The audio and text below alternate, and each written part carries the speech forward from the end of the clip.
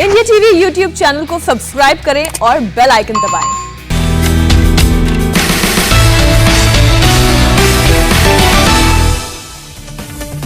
जमानत मिलने के बाद केंद्रीय मंत्री नारायण राणे को नासिक पुलिस ने भेजा नोटिस। 2 सितंबर को पुलिस थाने में पेश होने के लिए कहा। राणे के बेटे नीतीश राणे ने शिवसेना को चेतावनी दी, कहा मिलेगा जोरदार जवाब। फिल्म राजनीति का एक सीन ट्विटर पर पोस्ट किया। कल हुए हंगामे को देखते हुए मुंबई पुलिस अलर्ट पर है। नारायण राणे के घर के बाहर सुरक्षा बल तैनात। कोर्ट से उद्धव सरकार को झटका, केंद्रीय मंत्री नारायण राणे को जमानत। महाड मजिस्ट्रेट कोर्ट ने 15,000 के मुचलके पर देर रात जमानत दे दी। कोर्ट ने राणे को 31 अगस्त और 13 सितंबर को पूछताछ के लिए पुलिस थाने पहुंचने के लिए कहा है। भविष्य में ऐसी गलती नहीं करने की हिदायत भी दी है।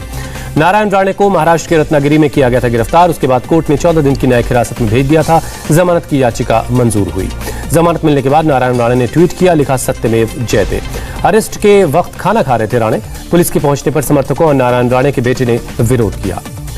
जमानत मिलने के बाद शिवसेना ने राणे पर किया हमला। मुखपत्र सामना में राणे की तुलना छेद पड़े गुब्बारे से की। कहा कितना भी फूला दो वो बहुत ऊपर नहीं जाएगा गुब्बारा।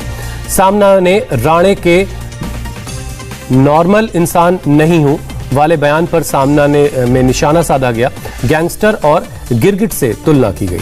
मुंबई में नारायण राणे के घर हंगामा करने वाले युवा सेना के सदस्यों से मिले सीएम उद्धव ठाकरे और आदित्य ठाकरे। शिवसेना के कई और नेता भी मौजूद थे। राणे को जमानत के बाद महाराष्ट्र बीजेपी अध्यक्ष चंद्रकांत पाटिल का शिवसेना पर अटैक। कहा सरकार को एक और तमाचा लगा। पुलिस और गुंडों की मदद से चल रही है सरकार।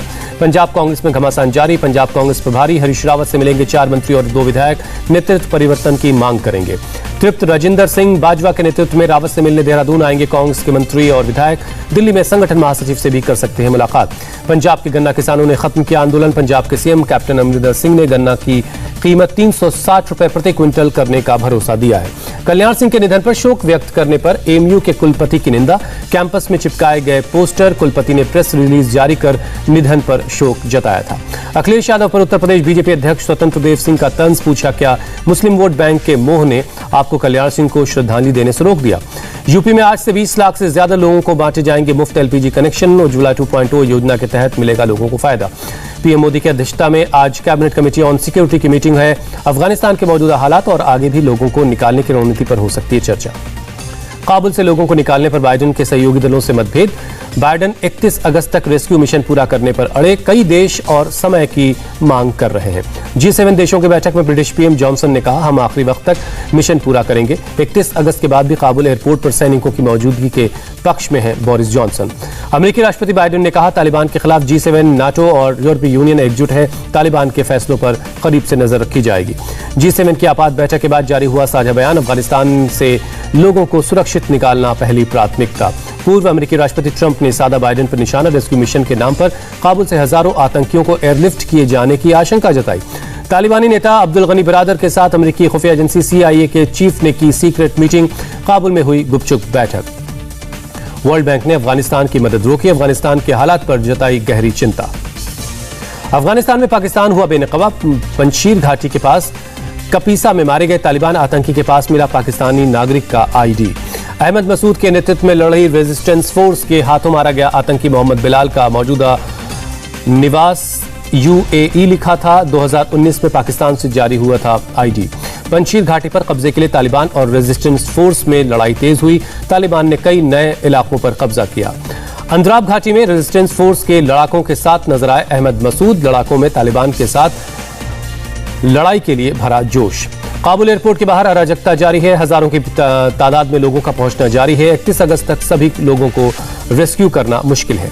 तालिबान ने अमेरिका को फिर दी चेतावनी। 31 अगस्त तक खाली करो अफगानिस्तान, नहीं बढ़ाई जाएगी डेडलाइन। तालिबान की चेतावनी। कहा 31 अगस्त के बाद रेस्क्यू मिशन के तहत किसी अफगान नागरिक को बाहर नहीं जाने देंगे। तालिबान के दहशत से उभरने लगे काबुल के बाजार। कल देर रात तक खुले नजर आए बाजार। अफगानिस्तान से कल भारत लाए गए 78 लोगों में से 16 लोग निकले कोरोना पॉजिटिव। सभी संक्रमितों को LNJP अस्पताल भेजा गया। ब्रिक्स की बैठक में भारत ने पाकिस्तान को लताड़ा। कहा वहां मजे में रहते हैं लश्कर और जैश के आतंकी। बांदा की जेल में बंद बाहुबली मुख्तार अंसारी के खिलाफ प्रयागराज की अदालत ने तय किया आरोप। 1997 में रोंगटा परिवार को विस्फोटक से उड़ाने की दी थी धमकी।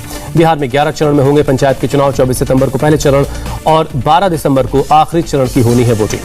वायुसेना चीफ RKS भदौरिया पहुंचे बेंगलुरु। सिंगल सीटर हल्का लड़ाकू विमान तेजस में भरी उड़ान। मध्य प्रदेश में आज और कल चलेगा मेगा वैक्सीनेशन अभियान। कोरोना वैक्सीन की दूसरी डोज के लिए रहेगा फोकस। देश में 24 घंटे में कोरोना के 37,000 से ज्यादा नए मामले मिले। 648 लोगों ने दम तोड़ दिया। महाराष्ट्र में डेल्टा प्लस वेरिएंट के 27 नए मरीज। कुल पेशेंट्स की तादाद 103 हुई। हिमाचल प्रदेश सरकार ने राज्य के स्कूलों को 4 सितंबर तक और बंद रखने का फैसला किया। राज्य के शिक्षा मंत्री गोविंद सिंह ठाकुर ने सुनाया फरमान। गुजरात में गणेशोत्सव में कल्चरल प्रोग्राम की इजाजत नहीं है। पंडालों में सिर्फ आरती और प्रसाद वितरण की इजाजत है। भारी बारिश ने देहरादून में ढाया कहर। एसडीआरएफ की टीम तैनात। कई इलाकों में चलाया गया रेस्क्यू ऑपरेशन। भीकाजी कामा पैलेस के सामने ट्रक के खराब होने से एम्स से धौला कुआं की तरफ जाने वाले कैरेज वे में यातायात बाधित। दिल्ली ट्रैफिक पुलिस ने ट्वीट करके जानकारी दी। बेंगलुरु के पनम्बूर बीच पर दिखा बेहिसाब कूड़ा। लोगों ने कहा 2 साल से प्रशासन नहीं दे रहा बीच की सफाई का पर कोई ध्यान। मदद के लिए गुहार लगाई। चीन के राष्ट्रीय पाठ्यक्रम में जोड़े जाएंगे तानाशाह शी जिनपिंग के विचार। शिक्षा मंत्रालय ने जारी की गाइडलाइंस। भारत और इंग्लैंड के बीच तीसरा टेस्ट मैच आज से होगा शुरू। हेडिंग्ले में दोपहर 3:30 बजे से शुरू होगा मुकाबला। हेडिंग्ले में भारत की जीत का रिकॉर्ड बेहतर। 54 सालों से कोई टेस्ट मैच नहीं हारी है टीम इंडिया।